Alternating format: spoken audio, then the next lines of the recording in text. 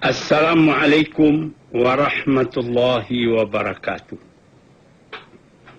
Para pendengar yang terhormat, selamat berpuasa. Moga-moga amalan kita diterima oleh Tuhan. Dan sekarang kita teruskan kebiasaan kita, yaitu menjawab pertanyaan yang dikemukakan oleh masyarakat kaum muslimin kepada anak-anak Yanuar. Saya harapkan supaya sudi membacakan pertanyaan-pertanyaan itu. Terima kasih Buya atas kepercayaannya yang diberikan pada saya. Untuk surat yang pertama berasal dari saudari Yati Marto Jorelo, Gang Pala 2, Street 8, RT 1, RK 1, Bogor. Ya. Isi pertanyaannya begini Buya. Iya. Bolehkah kita mengambil air sembahyang dengan memakai air hangat kalau kita dalam keadaan sakit? Boleh. Sebab itu kan air itu kalau dipanaskan tidak berubah. Tapi kalau dimasuki najis baru berubah. Atau sudah berubah warnanya, berubah baunya. Karena misalnya masuk kencing ke dalam, itu baru tidak boleh. Tapi kalau air bersih, air suci dipanaskan, itu kan lebih baik. Apalagi kalau di sebelah Bogor itu pagi-pagi agak dingin sedikit. Boleh saja Anda. Tidak ada halangan. Untuk pertanyaan kedua dari saudari Yati ini Buya. Ya. Begini isi pertanyaannya. Kedua orang tua kami telah lama meninggal dunia. Dan kami berniat untuk melakukan ibadah haji tahun ini bila Tuhan mengizinkannya. Insya Allah mudah-mudahan diizinkan Tuhan. Bolehkah kami menghajikan orang tua kami yang telah meninggal itu Buya dengan mengupahkan orang lain di sana selama kami menunaikan ibadah haji itu? Mohon jawaban dari Buya. Bukan saya boleh, itu dianjurkan. Kalau yang sebaiknya kita sendiri yang menghajikan orang tua kita itu. Tapi kalau kita sudah haji, kalau anak anda belum haji, ya lebih baik cari orang yang dipercaya di sana. Banyak itu tiap-tiap tahun, terutama mahasiswa-mahasiswa yang belajar di Mekah atau di Madinah. Ditawarkan berapa dia suka diongkosi berangkatnya pergi ke Arafah itu. Itu sudah banyak dibicarakan dan memang ada hadis-hadis yang menguatkan hal itu. Boleh kita menghajikan orang yang telah meninggal itu atau mengupahkan orang lain menghajikannya. Apalagi pertanyaannya? Untuk pertanyaan kedua berasal dari saudara Masnun H Malik, maksud kami, Jalan Kelurahan RT 3 RK 2 Cinangka, Sawangan, Bogor. Bogor juga, ya. Isi pertanyaannya begini Buya. Yang pertama, salahkah seorang suami menceraikan istri dalam keadaan hamil 8 bulan?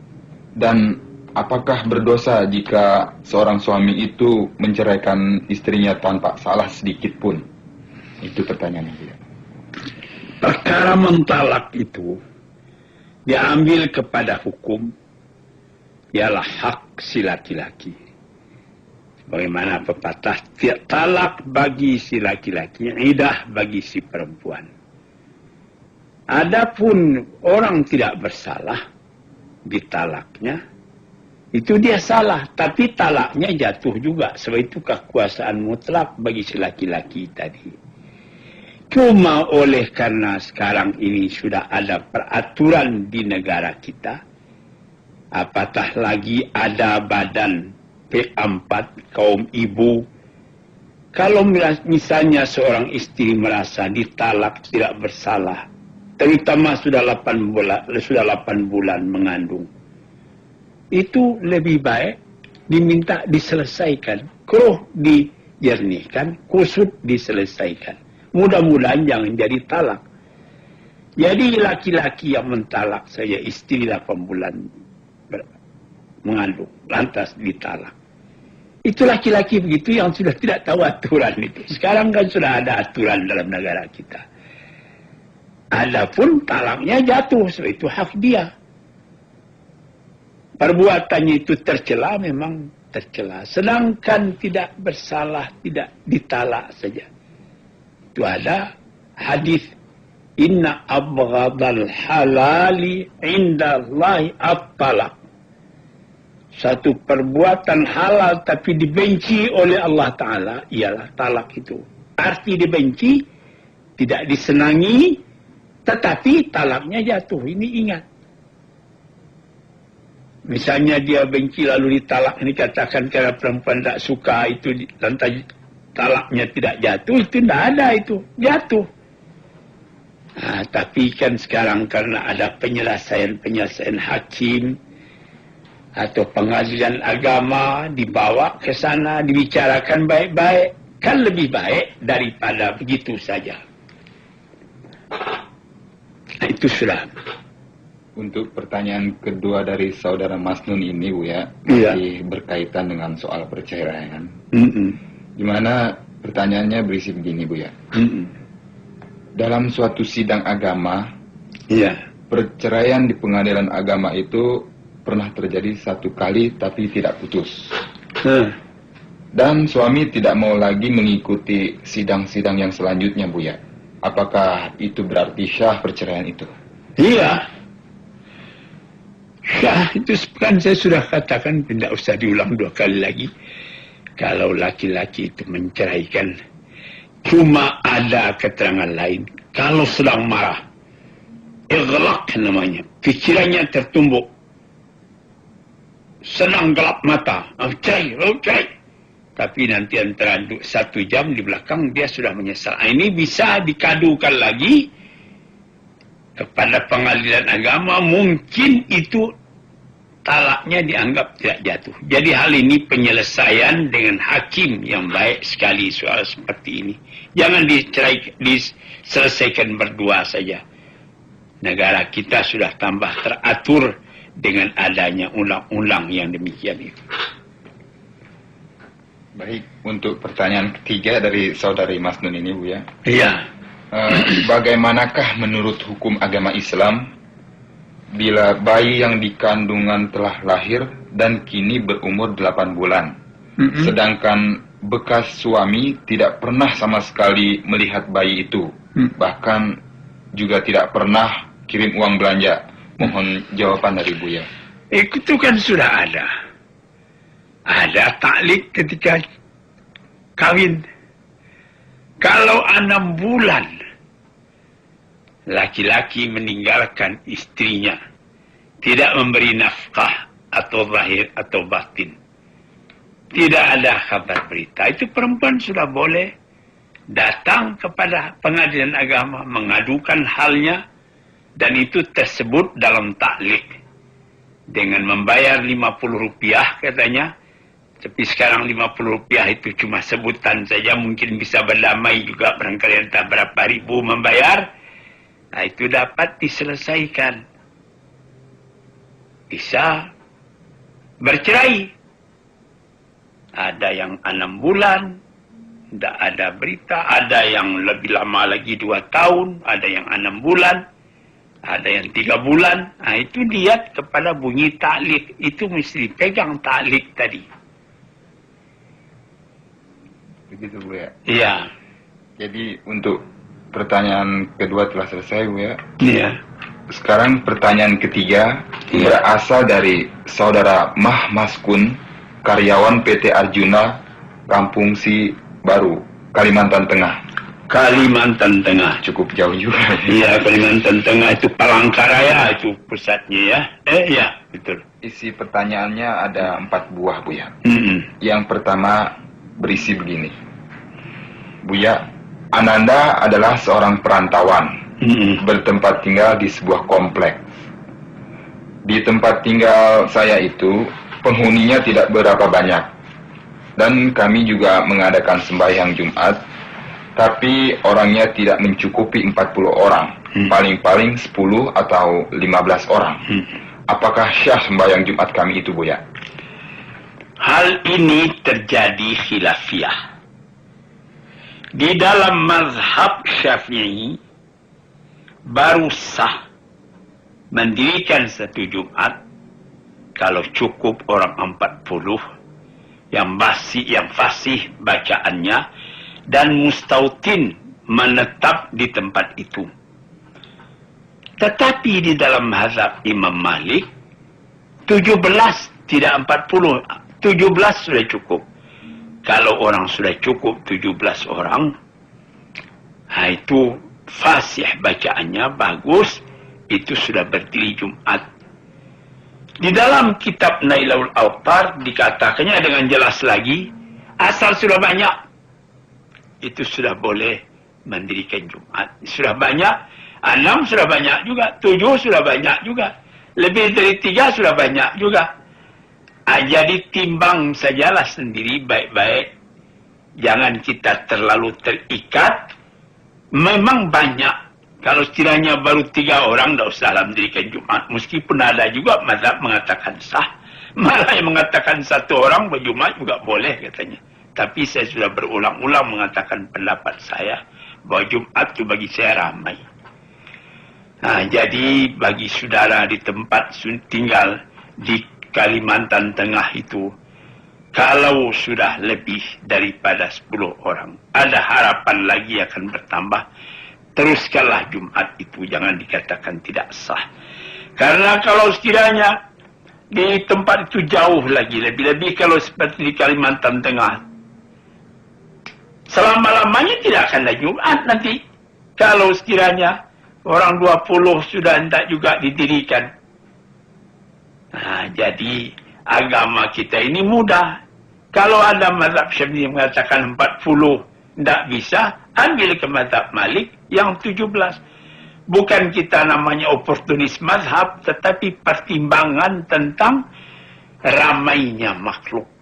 Apatah lagi di Kalimantan Tengah itu memang negerinya masih berjauh-jauhan itu. Sekian saja jawabannya. Untuk pertanyaan kedua dari saudara Mahmaskun ini, Buya, berisi begini. Apakah saya ini termasuk musafir atau bukan, Buya? Sebab saya merantau di negeri orang. Demikian, Buya. Merantau itu saya juga merantau di Jakarta. Saya datang kemari tahun 49 dulu, jadi sudah 31 tahun sekarang. Jadi kalau dikatakan merantau juga, tentu tidak. Biasanya yang dikatakan merantau itu dalam hadis-hadis sehingga 2 bulan. Kalau sudah agak lama, tentu tidak merantau lagi namanya. Kadang-kadang orang merantau dari Sumatera datang ke Jawa, lebih banyak yang telah berkubur di Jawa. Namanya merantau juga. Jadi tentu ada batasnya yang lebih baik. Ada seperti Abdullah bin Umar dalam perjalanan 2 bulan, dia tetap saja melakukan qasar dalam sembahyangnya. Tapi yang lebih daripada 2 bulan, tidak ada bertemu hadisnya yang kuat. Timbanglah oleh anak anda sendiri memakainya. Baik, Buya. Untuk pertanyaan selanjutnya dari saudara Mahmaskun ini, berisi begini. Kalau kita bangun kesiangan, bagaimana cara kita mengerjakan sholat subuh, Buya? Mohon jawaban, Buya. Nabi Muhammad pun pernah kesiangan. Di dalam satu perjalanan bersama beberapa orang sahabatnya, atau patroli barangkali, tidur. Pagi-pagi bangun, matahari sudah tinggi. Disuruhnya juga Bilal azan. Azan katanya. Nah, jadi sembahyang menjahar seperti biasa. Jadi kalau sekiranya saudara kesiangan, lebih baik menurut Nabi itu saja. Terus sembahyang, terus jahar, pakai azan dan segala. Cuma jangan sampai 2-3 kali, karena dalam sejarah Nabi cuma 1 kali itu pula kejadian. Lebih baik saudara beli beker, supaya 4:30 pagi, kata beker saudara sudah bisa sembahyang. Yang sekali tidak apa. Tapi nanti kalau kita sengaja, biar saya tidur itu sudah salah kita. Biasa lama-lama baru tidur, supaya nanti saya terbangun siang hari, itu tidak boleh. Itu. Ya. Ya. Untuk pertanyaan terakhir dari saudara Mahmaskun ini, isinya begini Buya. Bagaimana kalau kita dalam suatu perjalanan naik kapal terbang, sedangkan sholat maghrib dan isya kita tidak dapat mengerjakannya karena penuhnya penumpang, Buya. Sedangkan sampai di tempat tujuan sekitar pukul 5 pagi.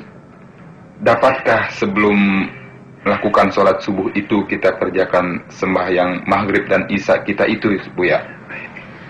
Baru kita sembahyang subuh. Mohon jawaban dari Buya.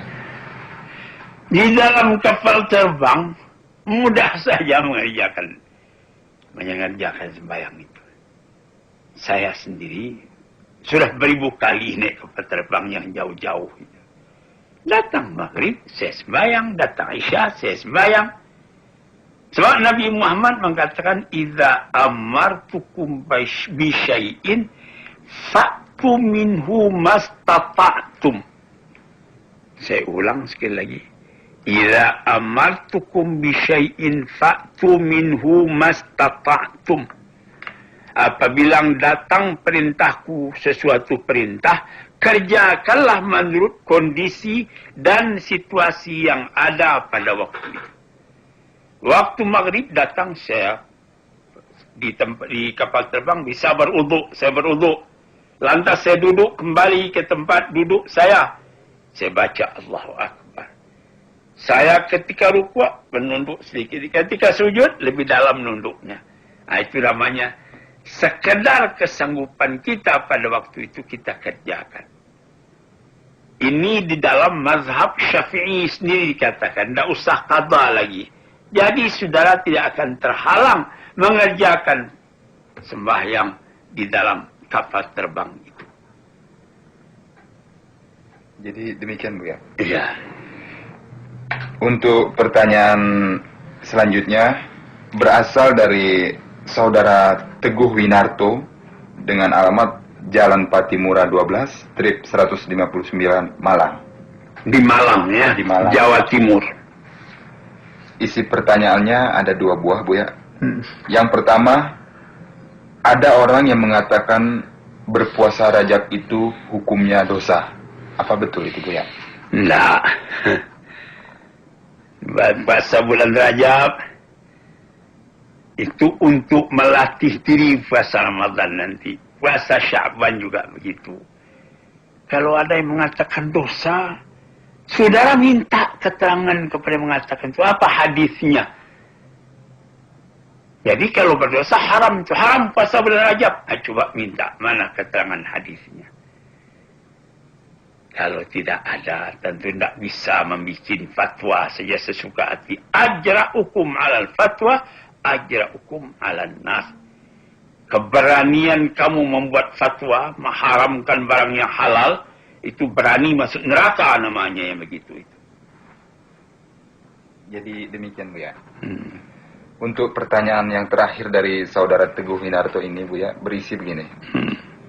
Kalau kita sembahyang membaca usoli, katanya masuk neraka. Mohon jawaban dari Bu ya. Itu seperti tadi itu juga. Murah betul Tuhan Allah masukkan orang ke dalam neraka. Cuma yang benarnya, usali itu tidak dikerjakan oleh Nabi. Sebab kita beribadat menurut contoh Nabi, tentu jangan kita pakai usali pula. Tapi ada ulama mengajarkan usali itu katanya menolong niat kita. Jadi kalau kita berniat mau sembahyang zuhur 4 rakaat, kita katakan usalli. Saya sekarang mau sembahyang fardal zuhri, fardu zuhur, 4 rakaatin, 4 rakaat adaan, tunai. Makmuman, jadi makmum atau imaman. Jadi imam lillahi ta'ala dengan atas nama Allah. Itu bahasa Arab. Kalau misalnya begitu, apa kita nanti, apa tidak boleh bahasa Indonesia? Akan susah lagi nanti itu. Nanti kalau ada pekerjaan kita yang lain, kita mau keluar. Mau kemana? Saya sekarang ini akan keluar dari rumah, mau pergi ke pasar, membeli barang. Apa kita bicarakan lagi begitu? Tentu tidak. Jadi, janganlah masuk-masuk bilang-bilang masuk neraka saja. Tidak apa. Banyak orang yang tidak memakai usali itu. Jadi kalau kita tidak memakai usali juga tidak apa. Asal kita sadar betul sembahyang apa yang kita sembahyang. Zuhurkah, asarkah. Tentu kalau ditanyai orang waktu itu kita bisa menjawab. Ini saya mau sembahyang asar nih. Jadi memang yang paling kerasnya cuma tidak usah pakai usali itu. Tapi tidak ada masuk neraka. Lekas betul orang masuk neraka nanti kalau begitu keadaannya. Ya. Jadi begitu Bu ya. Untuk pertanyaan terakhir untuk pagi hari ini Bu ya. Iya. Berasal dari saudara Agus Rashid Karman. Siswa SMEA Karawang. Isi pertanyaannya begini Bu ya. Ada 3 buah. Yang pertama, mohon jawaban tentang adanya Imam Mahdi Bu ya. Ya, ada itu keterangan-keterangan tentang Imam Mahdi.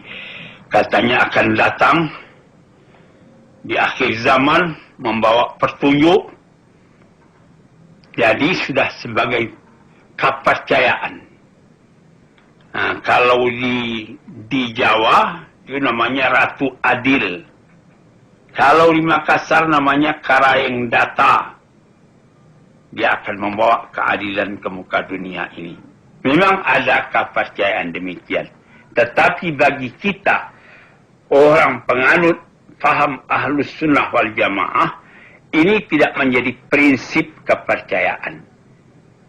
Segala sesuatu akan datang juga orang yang akan memperbaharui faham agama. Jadi tidak usah menyebut Mahdi seperti itu juga demikian keadaannya. Sama dengan pertanyaan yang tadi. Jadi kepercayaan kepada kedatangan Imam Mahdi itu memang ada. Terutama dalam kalangan Syiah. Bagi mereka itu prinsip kepercayaan itu. Bagi kita ahli sunnah tidak tersebut dalam kepercayaannya 5. Yang 6. Percaya kepada Allah, percaya kepada Rasul, percaya kepada malaikat, percaya kepada kitab-kitab, percaya kepada hari kiamat, dan percaya untung baik dan untung buruk. Itu sudah tertulis pada sisi Allah Ta'ala. Anda ada nomor 7, percaya akan Imam Mahdi akan datang. Anda ada kepercayaan kita yang begitu. Untuk pertanyaan kedua dari saudara Agus Rashid Karman ini Bu ya, berisi begini. Kapan dilakukannya sembahyang jamak takdim dan jamak takhir? Dan bagaimanakah niatnya? Kalau kita dalam perjalanan, misalnya kita berangkat pada waktu zuhur, akan sampai nanti di tempat yang kita tuju itu, entah naik kapal terbang, entah naik mobil, entah apa, habis maghrib baru kan sampai di sana. Kita jamak takdim dulu. Kita sembahyangkan zuhur dan asar. Yang nanti sesampai kita di tempat yang kita tuju, misalnya pukul waktu maghrib, itu boleh nanti maghribnya kita sembahyangkan takhir disatukan dengan isya. Itulah pertemuan antara jamak takhir dengan jamak takdim. Kalau waktu asar disembahyangkan lebih dulu pada waktu zuhur, itu namanya takdim. Sebaliknya kalau waktu zuhur itu disembayangkan di waktu asar atau maghrib disembayangkan di waktu isya, itu namanya jamak takhir. Mengenai niatnya, Bu? Ya, niatnya begitu. Saya sengaja tidak usah pakai ustalinya lagi, dengan niat ingatan saja sudah boleh. Saya sekarang misalnya kita dalam kapal terbang, hari sudah waktu maghrib, nanti akan sampai di tempat yang kita tuju baru pukul 9. Nanti saja saya sembahyang maghrib, sesampai saya di tempat itu. Itu namanya jamak takhir. Baik, untuk pertanyaan terakhir dari saudara Agus Rashid Karmani ini, Bu, Ya. berisi begini. Kalau kita sembahyang mengambil air wudhu dulu dengan niatnya, bagaimana kalau kita hendak membaca Al-Quran, mengambil wudhu dulu, apakah niatnya sama dengan kita mengambil air sembahyang itu, Bu? Ya, sama saja. Itu kalau sudah mengambil air wudhu, mengambil air sembahyang kan sama artinya itu. Jadi kalau kita sudah berwudhu itu lebih baik sekali. Meskipun waktunya belum datang, kita baca Quran. Itu lebih afdal membaca Quran dengan berwudhu. Malah ada ulama yang mengatakan wajib dengan dasar la yamassuhu illal mutahharun. Tapi saya berpendapat dengan wudhu yang telah dipakai tadi, yang kita telah kerjakan, boleh kita membaca Quran lebih afdal, lebih utama.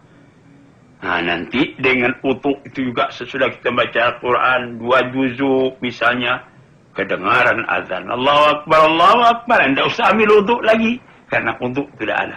Ambil wudhu juga boleh, itu namanya memperbaharui wudhu. Sudah selesai, Bu, ya? Ya, terima kasih naklah atas pertolongan membacakannya itu. Nanti lain hari tolong bacakan lagi.